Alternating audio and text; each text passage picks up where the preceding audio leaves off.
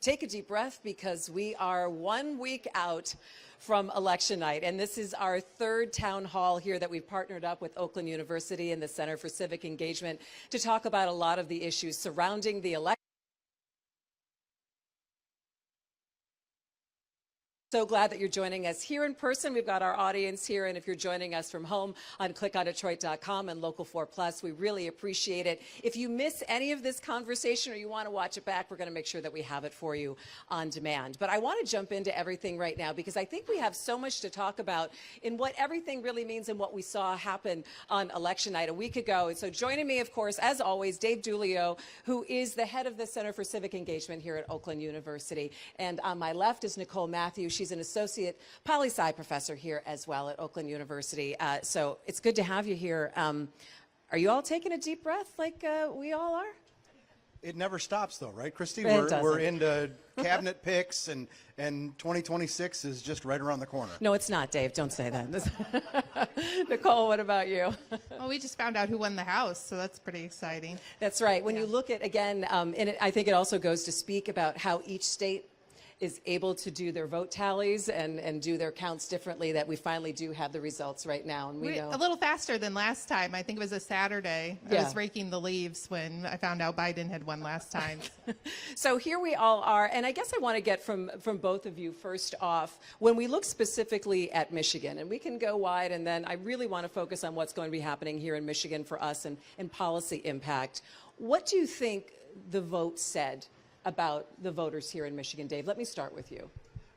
Well, I think we got a mixed message with Donald Trump carrying the state at the presidential level, but Alyssa Slotkin carrying it at the senatorial level. I think that sends some mixed signals. I think the presidential race for me was a change election, and I think that's reflected in the fact that that Trump won the popular vote, Trump won all 7 of the swing states, and the country shifted pretty dramatically in from coast to coast in terms of support for Trump, moving in some cases heavily or significantly more Republican in each county.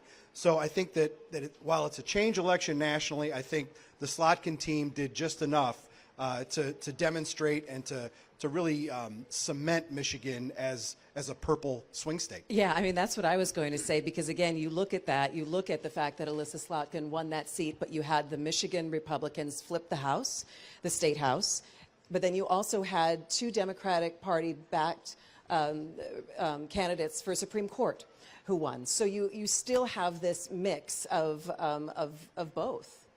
Yeah, I think the Supreme Court race was really a failure of the Republican Party to get their candidates elected. They turned out a ton of people to vote for Trump. Some people left the Senate blank. A lot of people left the Supreme Court blank, and that was seats on the table that they could have picked up. Is it because, why do you think that is, though, Dave? Is that not voter education, or that's people not looking down ballot and knowing what they're voting for? Maybe both, but I also think too that what is an interesting conflict there is Republicans picked up some seats on U of M's Board of Regents, the MSU board, and Wayne State, right? The exception of one at Michigan. Those are both down ballot, right? And you would expect, if you would have seen one, I would think they would have both gone in the same direction, right? But not the case. With the Slotkin race, I think that ballot fall off is definitely a factor, but I also think that there were some crossover votes. I think there were some Trump-Slotkin ticket splitters. Interesting. What do you think about that, Nicole? Yeah, Slotkin actually got fewer votes than Harris. It's just that Rogers got a lot fewer votes than Harris, and so he didn't do as good a job turning out those Republican voters. And I think with regard to the Supreme Court, Republicans didn't do their homework. You have to look up who endorsed the judicial candidates. It doesn't say it on the ballot.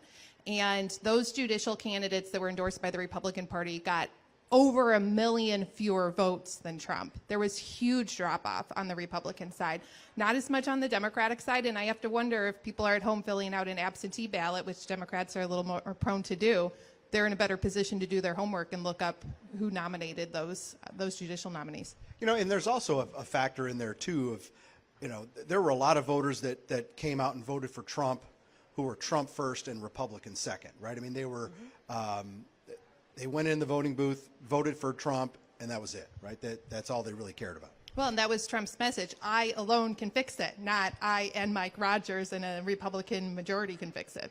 Let's talk a little bit about demographics, because I think it's so interesting to see when you see the national press talking about Michigan and who the voters are and what types of voters should be turning out.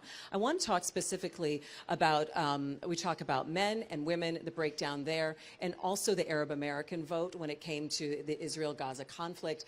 How do you think all of those demographics came into play here in Michigan? Well, I think Michigan is like the nation in many ways, where, except on the Arab American front, we can come back to that, but Trump did better in 2024 than he did in 2020 with almost every demographic out there. I think, he may have fallen back a little bit with women overall, but younger women, more middle-aged women, he improved his standing. I like how you put that in quotes, Dave, middle-aged. Yeah, well, air quotes are good for a lot. The African-American men, right? I think that you see a shift to Trump in almost every category, and it was something that nobody really picked up on beforehand, right? I mean, it was all we heard about in the week or so leading up was this gender gap that was gonna cost him the election, and it didn't. What do you make of all of that, Nicole? Yeah, I think that the Harris campaign thought that they were going to overperform with women, and they just performed.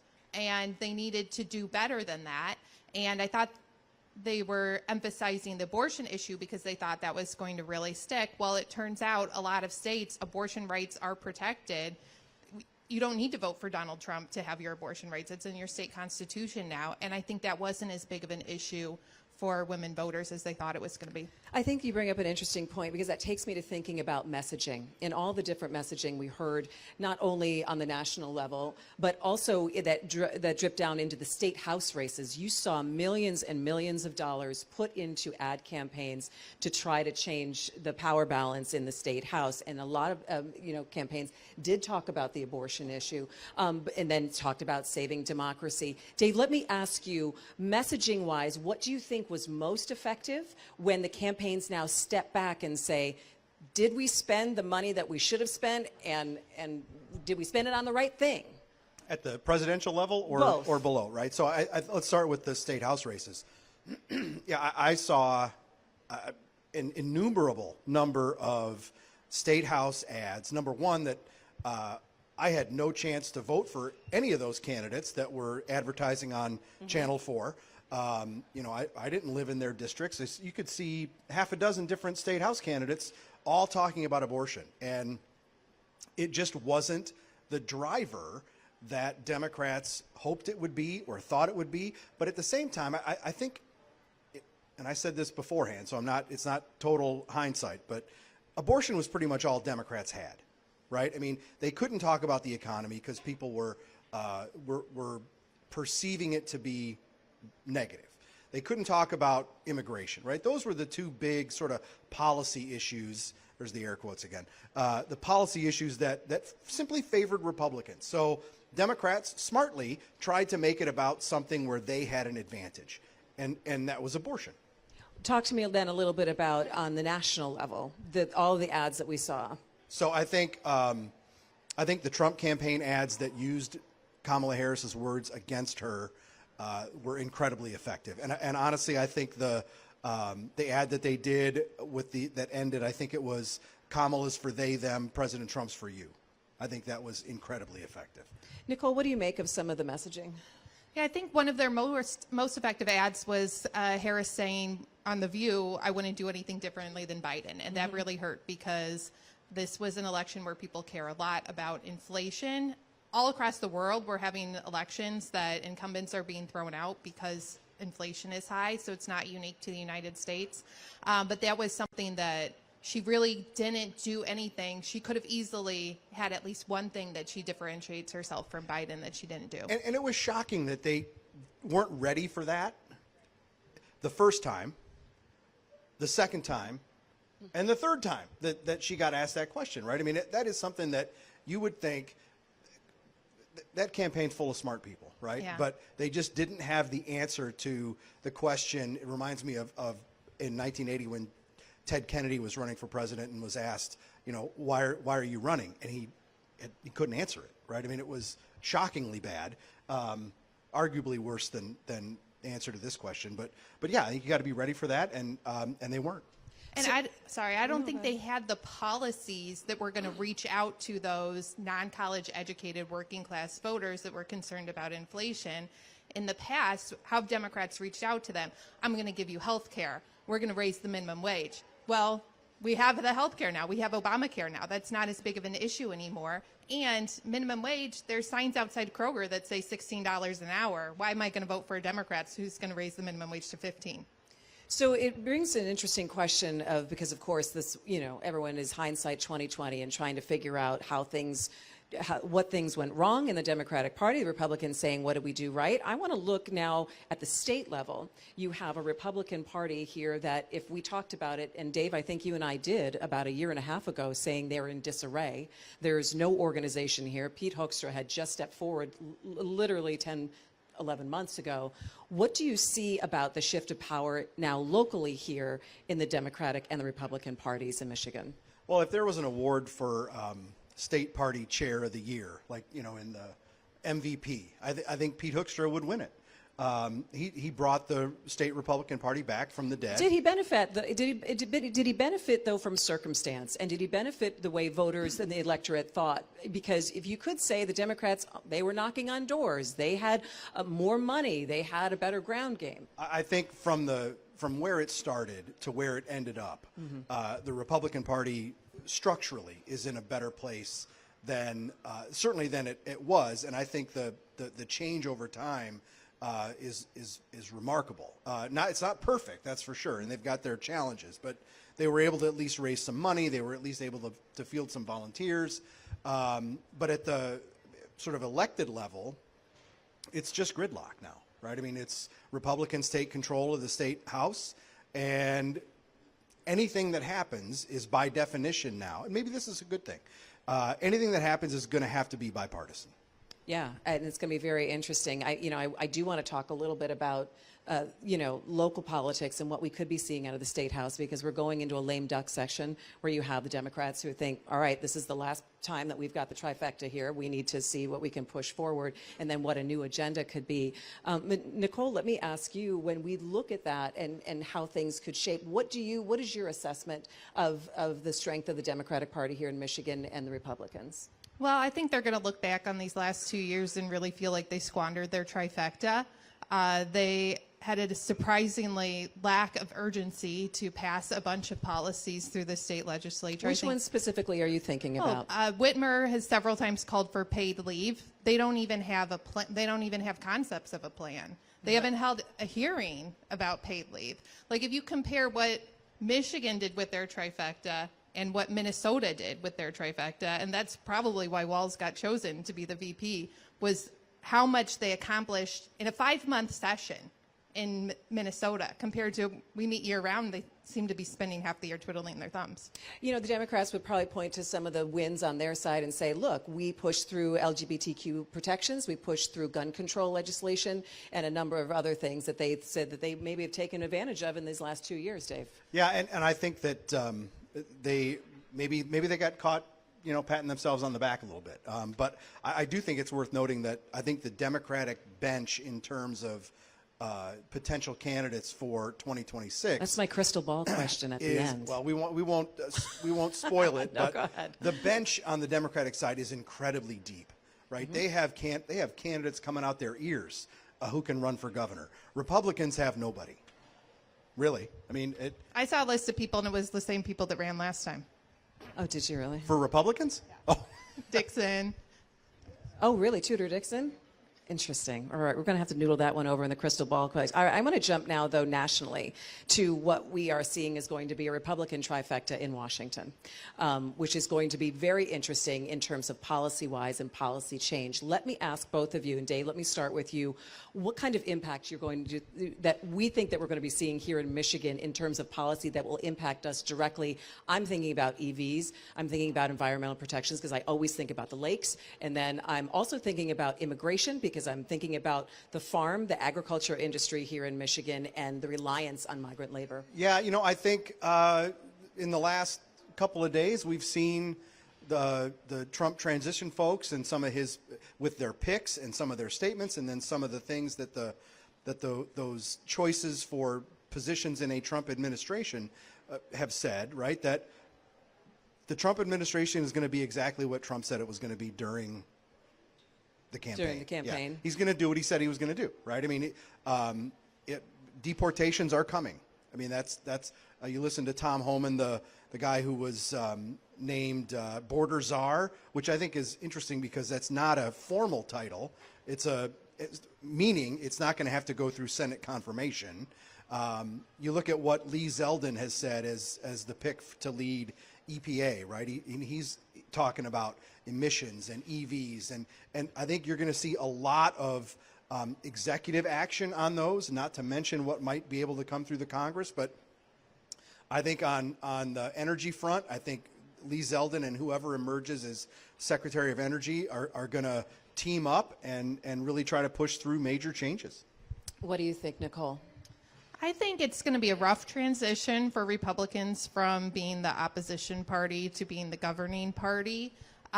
Even though they do have the trifecta, immediately in January, we're going to hit a debt limit ceiling. They're going to have to find enough votes to suspend or increase the debt limit, and I suspect 0 Democrats are going to help them do that.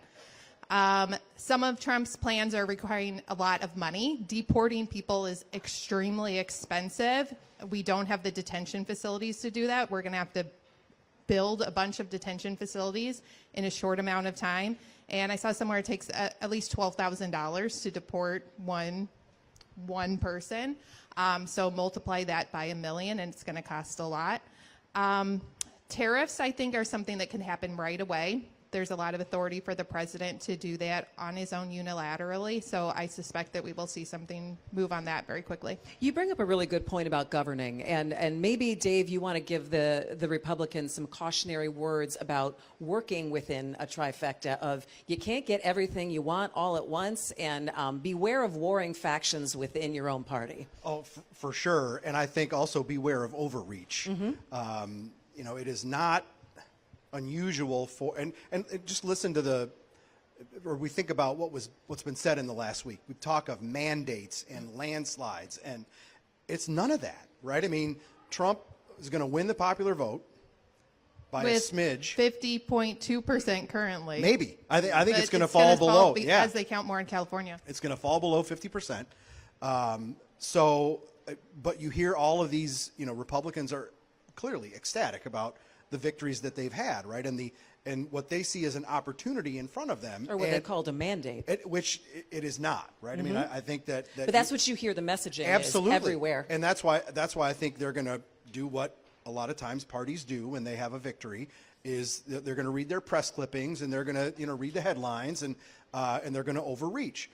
So I also think too that they're going to find it difficult to legislate on anything controversial.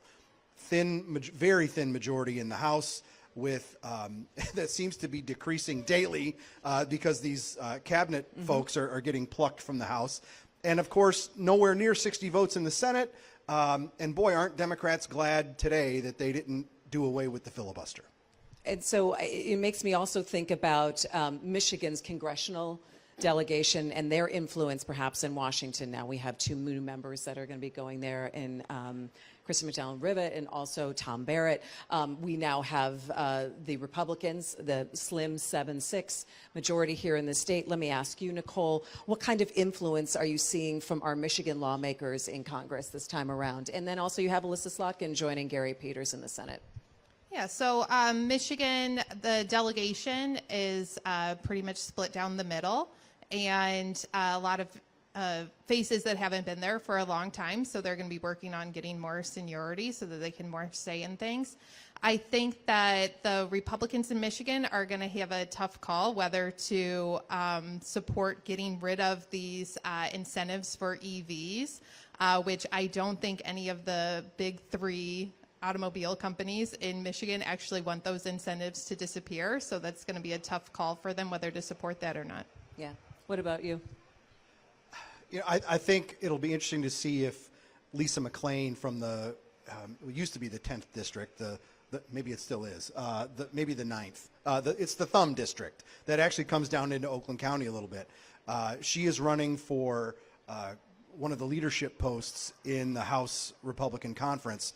If she is selected, that'll give Michigan Republicans more of a seat at the leadership table, which could be important. Yeah, you know, I think about that also. And, you know, with Debbie Stabenow leaving the U.S. Senate, when you have someone who has been entrenched in that long and that has that kind of sway, power on higher committees, and, you know, you see Michigan maybe losing some of that, whether you are Republican or Democrat, to be able to advocate for policies in terms for the state. And Debbie Stabenow, with, you know, one of the issues that, I mean, frankly, Democrats, at least outside of the sort of plain states, aren't known for sinking their teeth into, right? She was incredibly influential with agriculture. Yeah, the Farm Bill and she and everything, had yeah. every year, right? She was the lead on that, and the farmers in Michigan love Debbie Stabenow.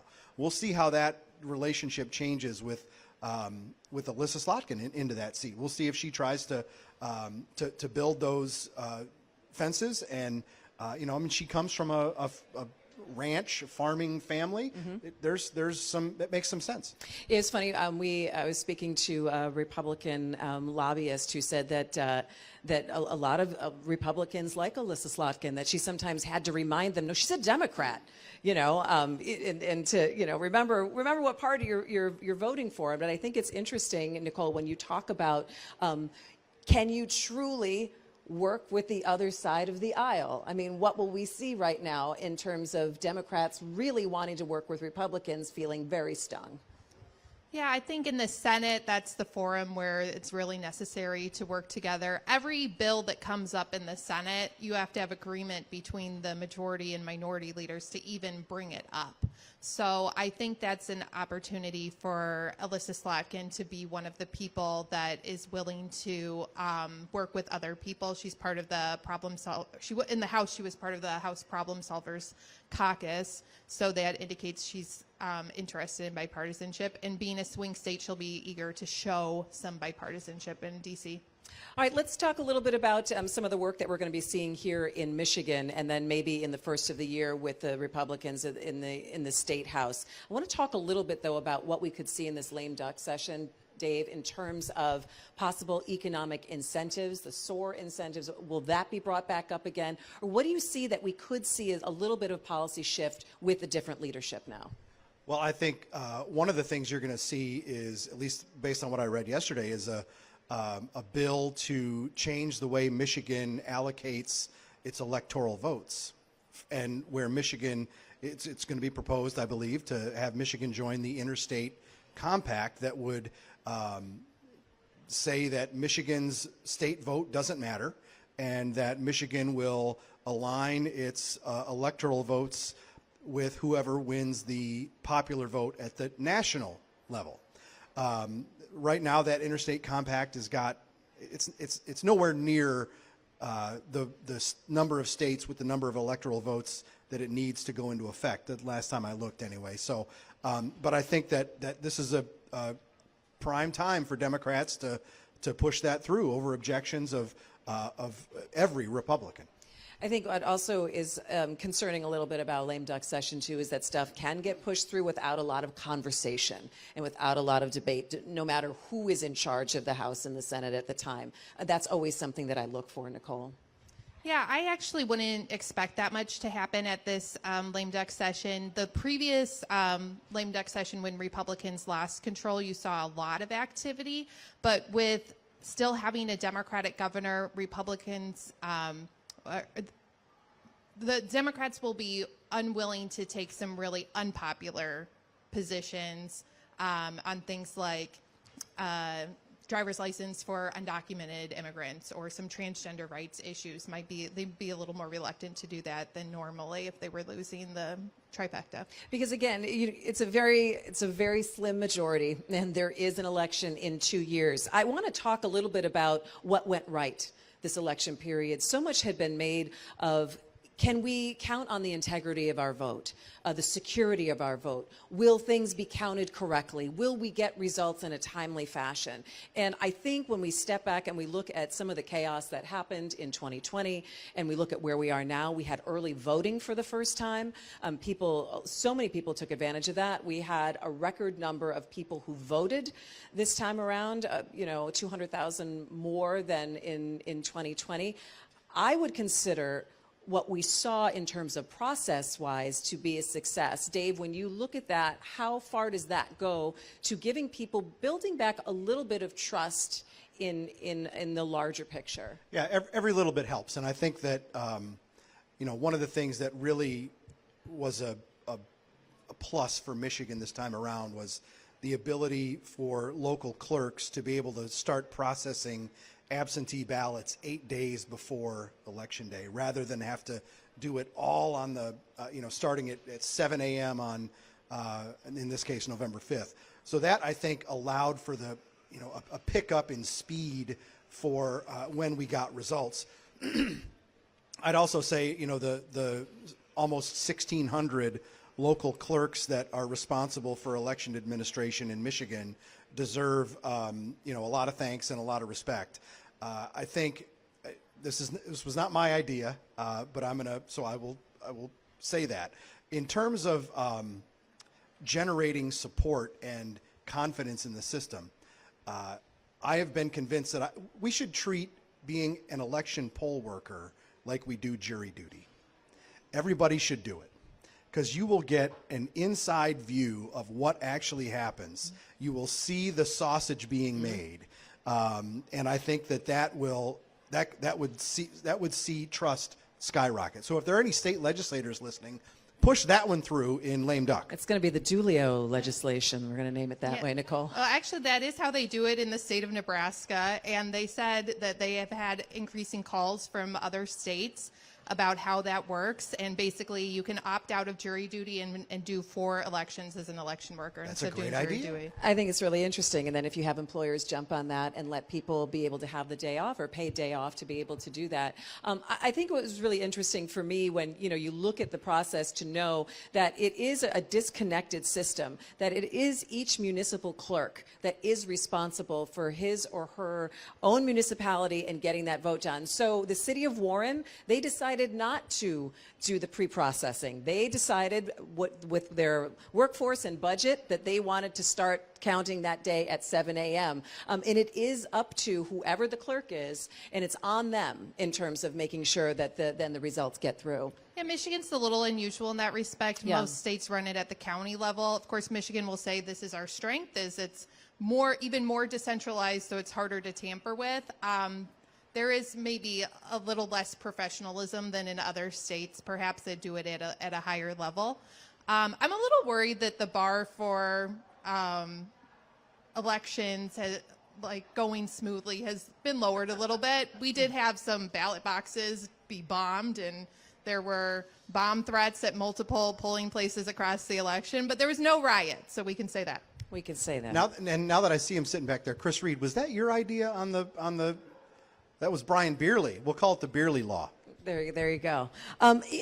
Talking about trust brings me kind of to the civic engagement and the civic dialogue part of all of this, because I still feel that a week after the election, you have half of the country who is terribly disappointed with the results, and you have half of the country that is terribly excited about the results. And I still feel that there is this polarizing feeling that how could I be friends with that person who voted that way? And I'm not sure. You're smiling, but I'm not sure that there's a lot of people that want to get over that. There's still a lot of anger, I think, from the one side that whose candidate did not win. Well, just wait 2 years. Every incoming president since Bill Clinton has come in with a trifecta, and everyone has lost it immediately. So Republicans might be sitting high right now, but midterm elections coming up, Trump's got a lot of policies that might turn out to be incredibly unpopular. Tariffs on goods from other countries could exacerbate inflation. Rounding up a bunch of illegal immigrants is going to produce a lot of news stories about children being separated from their parents. We're going to have pictures of crops on the rotting on the vine because there's no one there to pick it. So I think that Trump's got some work ahead of him to actually show that he can solve some of the problems that he said he was going to solve. And I think Democrats are likely to have a good year in the midterms if history proves any rule. It could make them stronger. Dave, what do you think about that in terms of, I think, the feelings on both sides? Yeah, you hate to see it, right? I mean, it was an important election because there was a huge difference between how these candidates would have pursued policy change, right? I mean, they don't disagree on the issues so much as, what's got to be dealt with, but they certainly disagree and propose different ideas for how to, pursue solutions to those policy problems, those issues. And, I think to some extent, the elected officials and candidates who are now, think about the U.S. Senate and the House, right? These 535 folks have just spent a solid year basically having each other punch them in the face during campaign season. And now they're going to go back and try to work together. I think they can handle it better than some of the public. You see already about, well, I'm not inviting so-and-so to dinner for Thanksgiving. I'm not going to talk to this person anymore. I mean, you hate to see it, right? It's a shame. It's important, but I hate to see people lose friends and family over it. All right, this seems like a good time to invite friends and family into this conversation. So you've been a great audience and sitting here and listening to us taking this all in. So if someone has a question, what I'm going to do is I'm just going to have you come join me up here so we can make sure we see your face on camera and all that good stuff. Anybody have a question for our panel? Because I got tons still. But if anyone's got a question, they want to come on up and ask right here. Don't be shy. Oh my gosh, y'all are shy. Okay, so I'm going to ask. Do you have a question, sir? Come on up. This is my favorite Phil Donahue part of the show. Thank you. At least 5 people laughed at that. Now come on over here so we can get you on. No, you're not taking my chair, sir. Then you put me out of a job. What's your name? My name is George Pitchford. And where are you from, George? I'm from Sylvan Lake. All right. Why don't you go ahead, turn, look at our panel. What's your question? My question, in the form of a statement almost, is one of the most troubling statements to me is hearing folks say, this is not who we are. And sort of some background to that is Donald Trump won 70 million plus votes in 2020. Donald Trump, as many people would agree, was a very, very flawed candidate, and he won 70 plus million votes in 2020. How do we continue to say that's not who we are? And of course, he wins the election this time. So I guess my question would be, how are we going to fix anything if we don't confront what the real problem is? And I think the real problem often is not some of the things that are problems, that as we talk about some of that Kamala Harris didn't say this when she should have said that, and yeah, some of those things are problems, but to me there's an underlying problem somewhere, and I would just like to know from these wonderful people here, do you see it as us not having identified the real problem?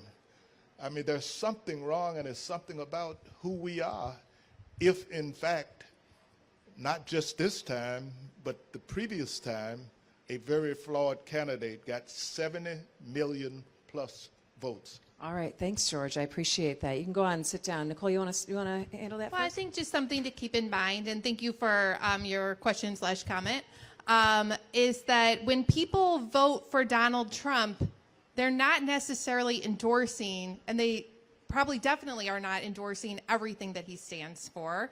They just agree about one thing, or they think one thing that he's going to do is more important or in the right direction. And in the same way, if people vote for Harris, that doesn't mean they completely agree with everything that Harris stands for, or they're endorsing everything that she stands for. So we got to remember that this is an election that a lot of people wanted change in the country. Inflation has been a huge problem. It looks like it's going down a little bit, but not so as much that you can tell at the grocery store that your costs are smaller. And people might have voted for Trump for that reason, but disagree with some things that he does personally. And so we don't need to question the inner core values of every American that voted for him, I think. You know, I guess I would take it in a slightly different, I don't disagree with any of that. I would co-sign all of that. But, you know, I think 2024, as I said at the beginning, was a change election. And every major fundamental in politics, you know, there was a shift in partisan identification toward Republicans. Republicans were perceived as being able to handle the best or the most important issue in facing the country. Republicans were perceived to be the ones who could keep the country prosperous.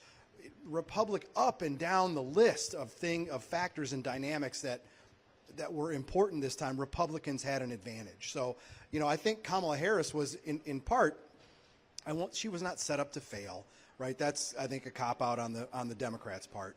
But boy, she sure faced some major political headwinds that any Democrat was going to have trouble bumping up against. And honestly, I think if Joe Biden had stayed the nominee, he loses, then we would have had a landslide. Anybody else want to come on up here? Oh, come on up. How you doing? What's your name? My name is Sharita Jackson. Okay, Sharita, go ahead. The term identity politics was used a lot during this election cycle, and as far as dimensions of diversity and attributes, everyone has an identity. When we look at VP Harris, I feel personally that she didn't spend a lot of time talking about identity. However, I feel the opposing side did in many ways. How do you think that impacted the election results, and how do you think we move forward considering that? Thank you. Go ahead and sit down. Thank you so much. That's interesting. And thank you for the question. I think we saw some interesting shifts related to identity politics, right? African American men, Trump does significantly better. Hispanic American men, Trump gets 46% of the Hispanic American male vote. So I think there were some groups where it hurt Trump and some groups where it helped. I mean, I think that, or maybe where it didn't matter, where his message or he connected with voters on other things, right, where everybody wasn't focused on the same thing. To pick up on something Nicole said previously. Yeah, I do think it's kind of interesting that Harris didn't really lean into, I would become the first female president. And I think the thought was she was already doing pretty well among women and that she really needed to reach out to men. I don't know if that was exactly the best choice. I think she might have just leaned into it a little more. But that was an interesting choice that her campaign made. All right, I saw a hand in the back. Anybody else have a question in the back? Come on down. Now I'm doing my best Bob Barker impersonation. Yeah. What's your name? My name's Greg Marinelli. Okay, Greg, go ahead. Yeah, so the founders understood that factions would quickly arise under democratic rule, right? Federalist Papers here. Federalist Papers are they're coming up to, that we need to pay attention to them now before we lose our country. But they've realized that factions would quickly arise, so that is why they instituted a Republican form of government. And there's one guarantee in the Constitution, and that is for a Republican form of government in Article 4, Section 4. So my question is, how do we guarantee a Republican form of government with national popular vote when that forces us into faction because certain areas of the country will take control over the popular vote. And as I see it, it would force a Democrat domination if we allow that to take place. What's your comment? All right, thanks so much. Well, you know, I think you're 100% right about faction. And it was one of the things that James Madison in those Federalist Papers wrote about so eloquently. And they were right about the danger of faction, right? And they were, as much as the framers tried to put in place structures and powers that would keep factions or political parties at bay, we still see them develop and have such a big influence. I think, you know, national popular vote versus electoral college, maybe it's a cop-out. Let's cross that bridge when we come to it. But I would say that I think those who are in favor of a national popular vote would turn it around and say, well, there are places in the country now that have an outsized and oversized role rather than, you know, different parts of the country, right? Why these 7 states? Why not everybody? I think it's a debate to have. All right, we're going to have time for one more question. One more question? You want to come on up?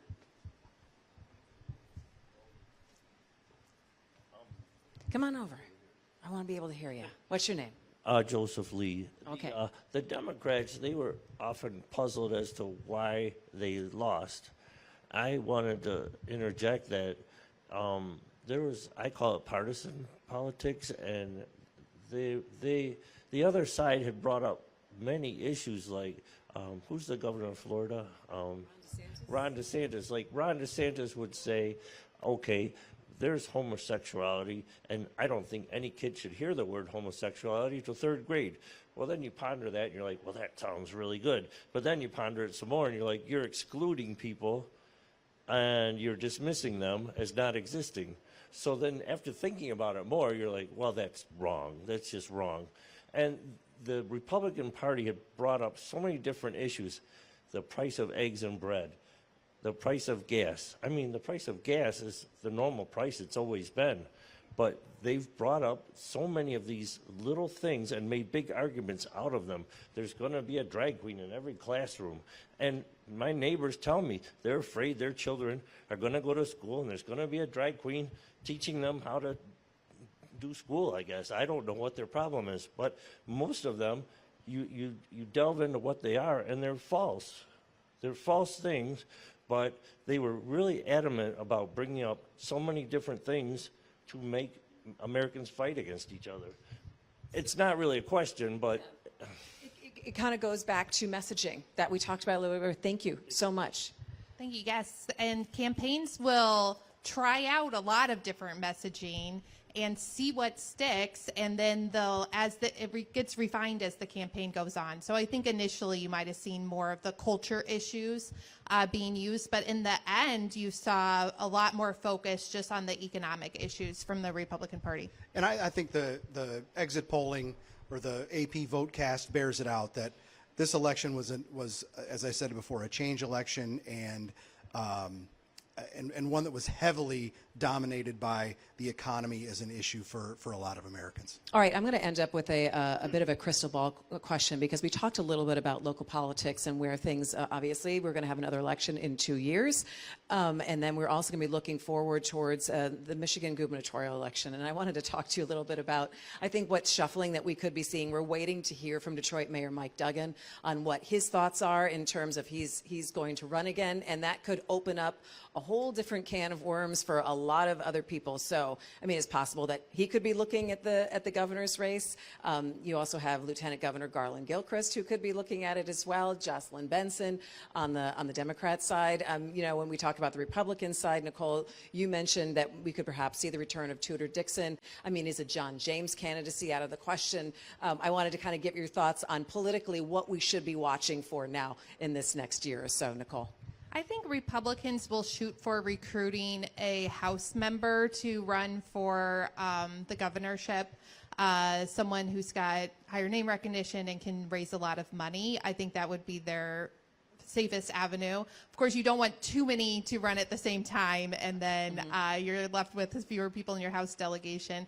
On the Democratic side, Duggan is going to be a formidable candidate if he chooses to run, and I suspect that we'll see some opposition from him in a primary from a more progressive candidate, because Duggan will appeal more to like the moderate voters. I think it'll be a free for all on the Democratic side. Yeah. I think there's going to be a bunch of them vying for that. On the Republican side, I think they'll be happy if they can find one that fits the description that Nicole mentioned. I know we're short on time, but just real quick, first of all, thanks to everybody for coming, and a huge thank you to Channel 4 and Local 4 Plus for coming out 3 times to campus. It's been a wonderful experience for us, and I hope we'll be able to do it again soon. Yeah, we're going to continue to follow the political trail. You make sure you stay with us at clickondetroit.com. How about a big round of applause for Dave Giulio and Nicole Matthew? And for you guys, I really appreciate the great contextual and thoughtful conversation that we have around politics. It's necessary because it will continue. We all get to live here in the great state of Michigan and in the U.S., and it's something that all the policies are going to impact all of us. So keep it with us. Thanks so much for watching. You can watch this on demand on Local 4 Plus. Appreciate you joining us on clickondetroit.com. That's going to do it for me today. We'll see you later. Take care.